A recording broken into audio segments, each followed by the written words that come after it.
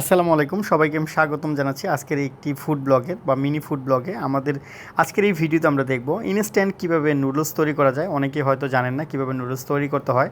অনেকে স্টুডেন্ট আছেন বা অনেক সময় অফিসিয়াল কারণে হোক বা বিভিন্ন কারণে ট্রাভেল করতে হয়, তো আমরা অনেক সময় বাইরে খাবার খেতে অভ্যস্ত থাকি না।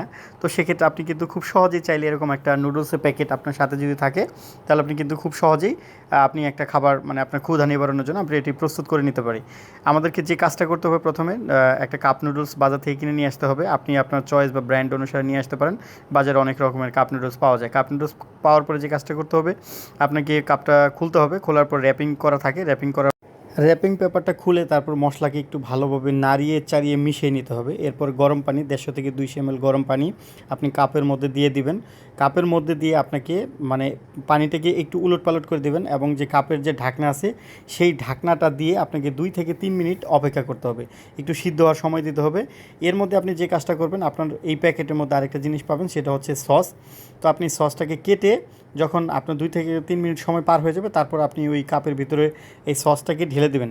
সসটাকে ঢেলে দিয়ে করবেন কি, প্লাস্টিকের যে বক্সটা থাকে সেই বক্সটাকে আপনি উপর নিচ অথবা কাঠি দিয়ে অথবা চামচ যে দেওয়া থাকবে সেই চামচ দিয়ে আপনি একটু মানে নাড়িয়ে নেবেন, উলটপালট করে নেবেন, অথবা হাত দ্বারা কাপটাকে মানে ঢেকে ঝাঁকিয়ে নিতে পারেন।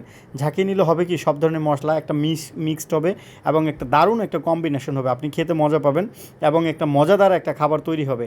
তো আপনি এভাবে চাইলেই কিন্তু খুব সহজেই ইনস্ট্যান্ট একটা নুডলস তৈরি করতে পারেন। এই প্রক্রিয়ায় আপনি নুডলস তৈরি করে আপনি আপনার সাময়িক ক্ষুধাটাকে নিবারণ করতে পারেন।